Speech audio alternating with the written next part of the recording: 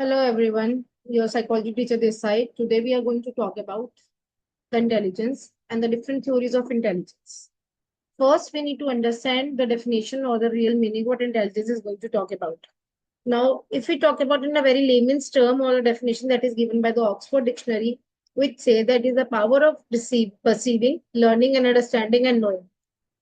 जो हम समझते हैं अपने हिसाब से किसी चीज को प्रोसेस करना, किसी चीज को समझना, उसको इंटरप्रेट करना, that turn out to be my level of intelligence.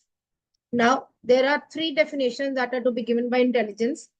First one is the Alfred Bennett. The intelligence, according to him, it talks about the ability to judge well, understand well, and reason well. किसी चीज को समझने की क्षमता, किस level तक हम समझते हैं और समझने के बाद उसको हम रीजनिंग क्या देते हैं.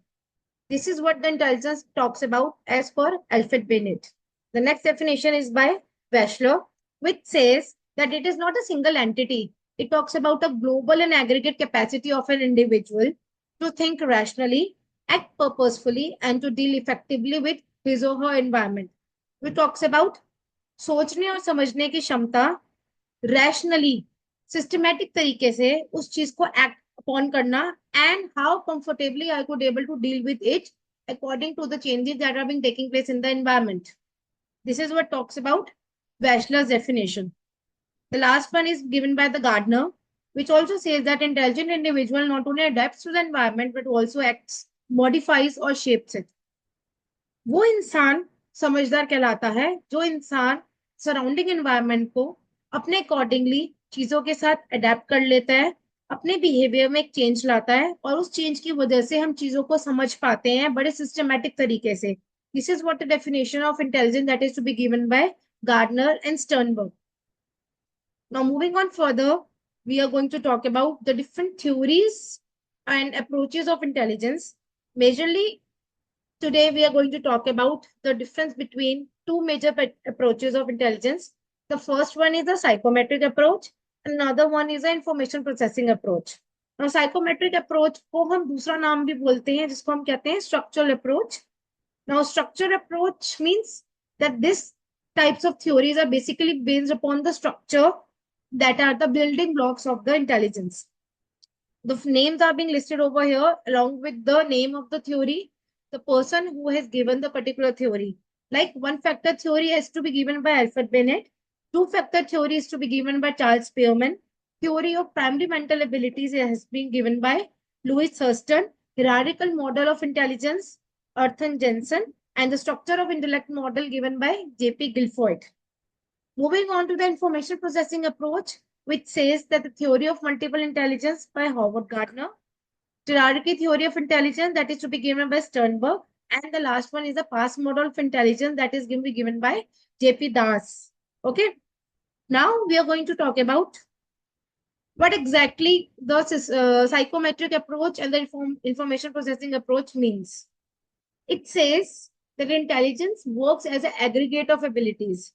Aggregate of abilities का मतलब बहुत सारी एबिलिटीज का एक कॉम्बिनेशन बनता है जिसके अंदर हम स्पेशली कॉग्निटिव एबिलिटीज को फिगर आउट करते हैं कि कौन कौन सी सिंगल कॉग्निटिव एबिलिटीज हैं जिनके बेसिस पे हम assessment of intelligence work upon कर सकते हैं.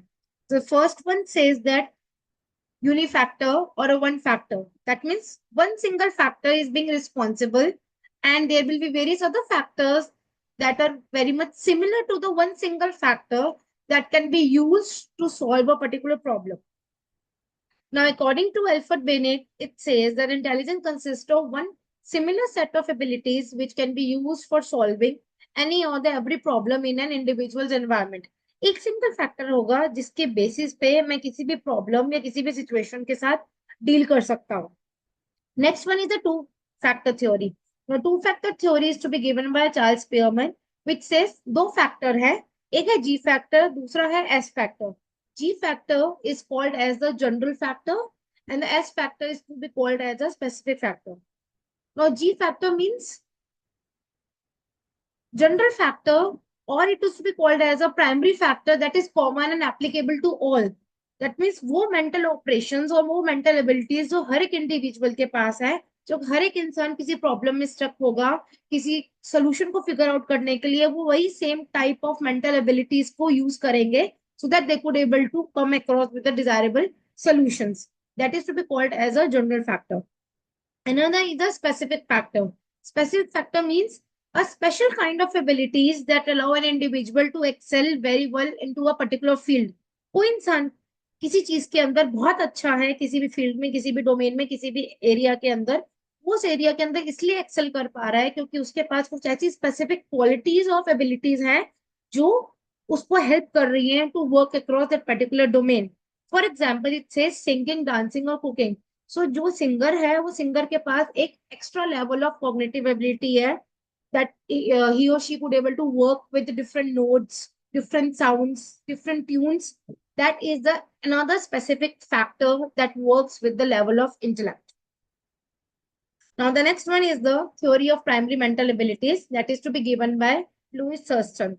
Now Louis Thurston has already given us few sub 7 type of primary abilities. Now those subsets of 7 primary abilities, that if an individual is going to have these abilities, then they are being independent enough that they could able to work with their own level of intellect. The first one says verbal comprehension. Verbal comprehension का मतलब कि verbally मैं किसी information को कितना समझ सकता हूं. That means my words can be use to understand the concept. Grasping the meaning of words, that means language को कॉम्प्रिहेंड करना. वर्बल कॉम्प्रिहेंशन के ऊपर काम करना मतलब that we are going to work across the exact meaning of the language formation that is to be used. Next one is the numerical abilities. Numerical abilities means how I am well enough to work with the numbers, where we are going to work with speed and accuracy in numerical and computational skills. Numbers को मैं कितनी speedily काम कर सकता हूँ, work accuracy से कर सकता हूँ. How I am going to work with the numerical ability to conduct with those special skills. Next one is the special relations. Special relation means how well off I could able to visualize different types of shapes and forms, different patterns, where visualization is going to play a specific role. If we talk about the interior decorators, so they are majorly high with the special abilities or the special relations because they work with visualizing the different type of patterns, forms and shapes that can be available within the four walls or in a closed circuit. So they are good with the special relations. Next one is the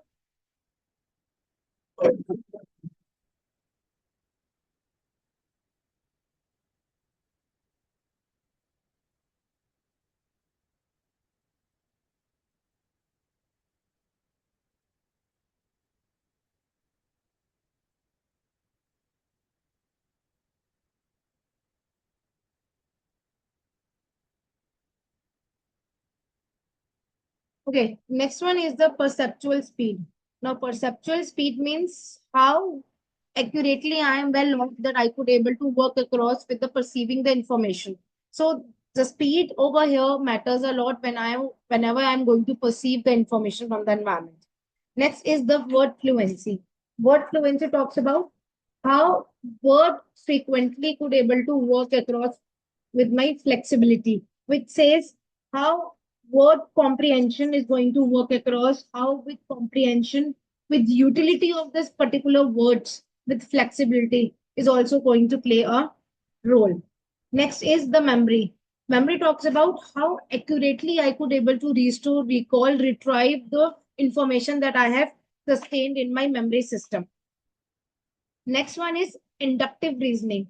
Inductive reasoning says how I could able to work across by generalizing the different rules that are being available, and I could able to work across with a concrete presentable facts. So general to specific come across in the inductive reasoning. So these are the 7 primary abilities that are to be given on the basis of which we could able to work across with the level of intellect. Next is the hierarchical model of intelligence that is to be given by Earthen Jensen. Now we are going to talk about the hierarchical model of intelligence that is to be given by Earthen Jensen. Jensen says The level of intelligence is going to be further divided into two levels. Level one is going to talk about associative learning, in which we are going to talk about rote learning especially. So rote learning always comes as a part of associative learning under level one. Okay. Level two talks about the cognitive competence, where we are going to talk about the higher order thinking skills. So higher level of processing at the deepest level is going to come as a cognitive domain or a cognitive competence that is a part of level two as per the Jensen. Now, moving on further, we are going to talk about the structure of intellect that is given by Guilford. Now, Guilford has classified intelligence into three further major domains. The first one is operations, second is context, and third is product. Operation means what a person is going to operate upon. So, which is going to involve cognitive skills, where memory, recalling, recording, retrieving, retention, everything comes as a part of operations where we are going to look across information that we are going to perceive from the environment. Next one is the context, content. Content means the nature of the information that we are going to receive upon.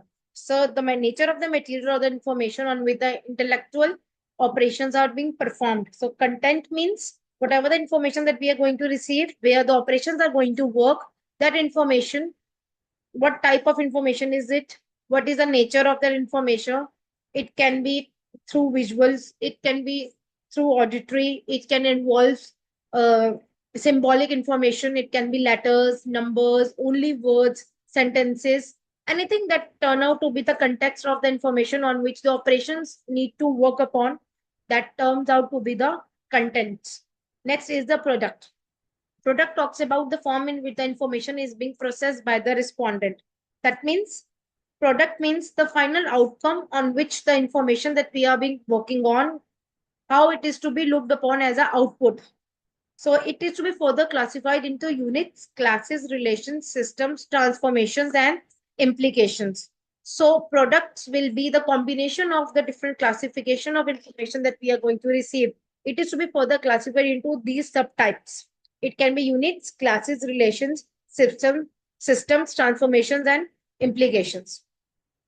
Now we are going to talk about the meaning of information processing approach, which says describes the processes that people are going to use in terms of intellectual reasoning and the different forms of problem solving approaches.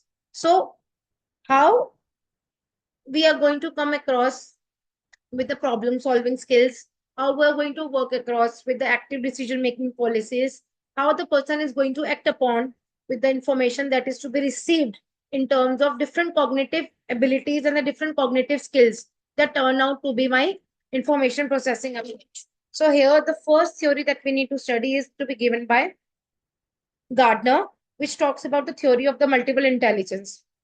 Now, as the Gardner says, that according to him, intelligence is not to be considered as a only single entity.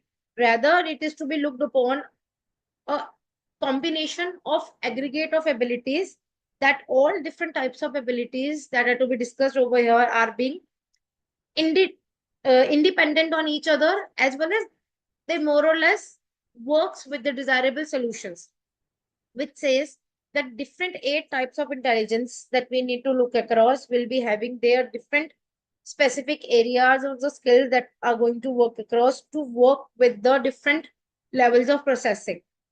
First one is to be looked upon is linguistic. Linguistic word itself means language acquisition.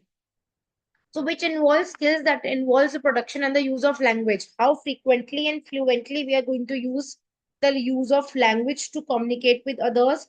Either we are talking about the meaning, we have been talking about its utility or the usage, or how creatively we could able to use it with the different images. So for example, poets and the writers who could able to work with highest level of language acquisition, they are the ones who are going to use the vocabulary, they are going to use the production of language that works as a part of linguistic intelligence. Next is